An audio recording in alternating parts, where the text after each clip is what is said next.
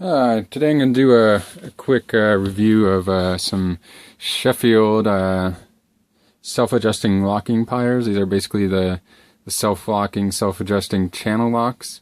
These have been going around for a while, and usually they're more on the expensive side. Anyone that uses channel locks a lot know that they're pretty much a go-to tool to have in your toolbox. If you've been thinking about going for a self-adjusting locking set and you see these on display at Walmart, I'm gonna have to tell you that it's a no-go. They are not very well made. This is on a special Christmas display this year, 2013, at Walmart. It comes in a nice attractive box. It looks like something you wouldn't mind giving someone. And they have kind of a glossy, elegant look to it, so it looks like it might be a good deal for $15 to get a set of 2 of these pliers.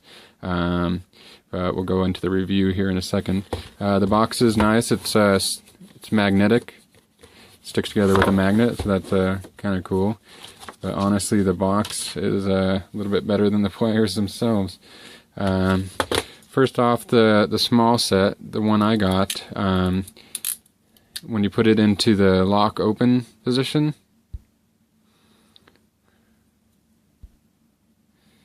you basically put that little catch in the lock, and that's supposed to lock it open. They still rub against the gears. And in fact, when I first opened it, they had a really hard time going to the open position. But in order to get it to full extend, you have to use you have to manually push it open, and it does rub against the gears still. Then you get to the top, and it kind of automatically unlocks. So the mechanism on the smaller one, at least on the one I got, is pretty poorly designed, and it's not working very well. Same thing on the big one. They actually work better.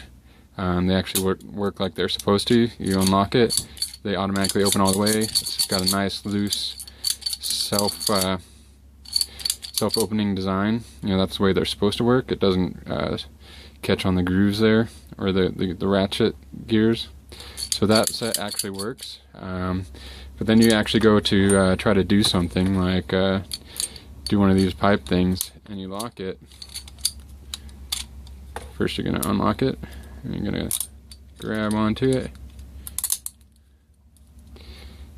It works okay for smaller bolts and smaller situations like this.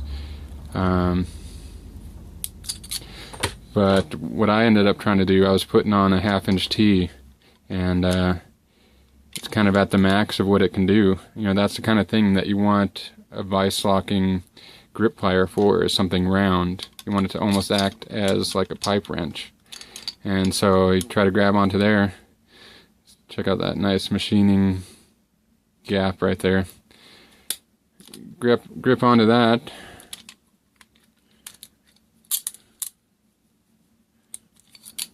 I'm gonna open it, unlock it, grip onto it, and it actually doesn't have the grip at that wide angle. So if you're looking at anything 1/2 inch or more, it's not going to work. You can just turn it right out. That's in full lock. So you're pretty much looking at something, under. You might work with like 1/8 inch and 1/4 inch things to lock down, but for something like a 1/2 inch T or union like this, it's just not going to work. It gets to a point and it just locks. It gets to its locking point, and it doesn't have enough locking force to actually lock down on a 1/2 inch elbow like that. Anything that's got a hex edge, you're going to be fine, because it's got something to push against. It's almost like a crescent wrench at that point.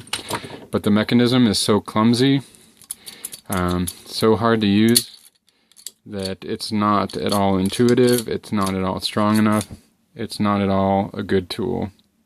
So that's a big no on the Sheffield set of self-locking channel locks. self-adjusting, self-locking channel locks. Do not buy and do not give to anyone, because they'll end up taking it back or throwing it away.